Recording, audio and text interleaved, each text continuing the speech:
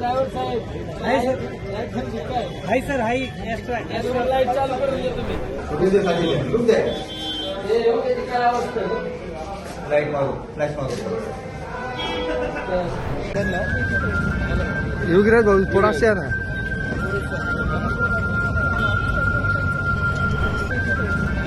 युगराज भाऊ थोड़ा से ना.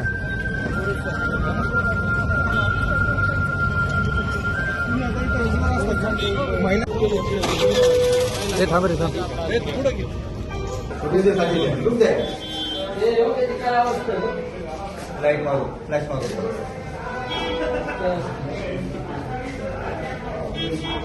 काय आपल्या लोकांना पण सांगितलं खूप घेतात.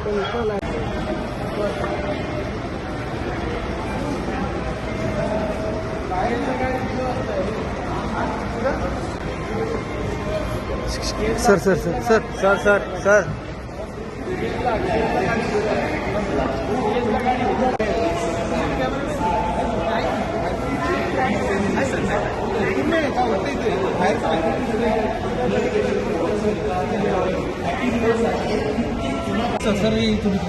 कुठं चालू आहे? हां हां हां बरोबर आहे. चालू सीसीटीव्ही कॅमेरा आहे सर.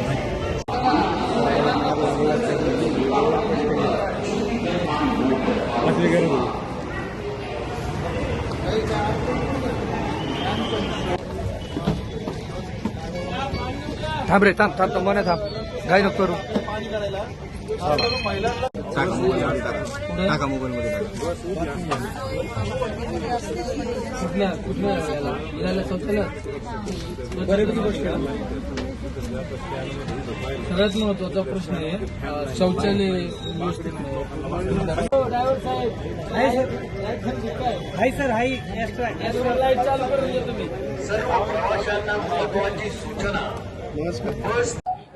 एक 2 दिवसापूर्वी पुण्यामध्ये जी भयानक घटना घडली, कारण आमच्या महिला असुरक्षित आहे.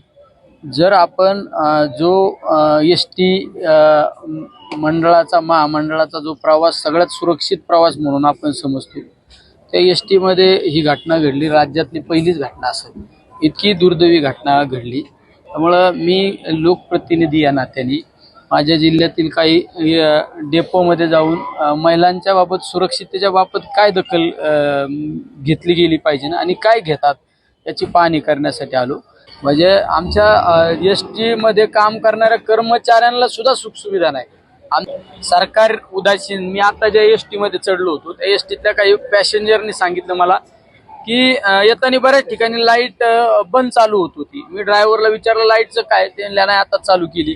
म्हणजे इतकी भयानक परिस्थिती होती. गिअर टाकायचं दांड सुद्धा व्यवस्थित नव्हतं बा. संबंधित मंत्र्याला मी आजच संध्याकाळी या सगळ्या परिस्थितीची माहिती मेलद्वारे कळवणार आहे. कायदा व्यवस्था तर बिघडलेलीच आहे ना. कोणाचं लक्ष नाही, कोणाला लक्ष द्यायला वेळ नाही. पहिला सुरक्षित नाही यासाठी माझं तर एक म्हणणं आहे, एक सूचना आहे, आता ST मध्ये CCTV कॅमेरे बसवले पाहिजे.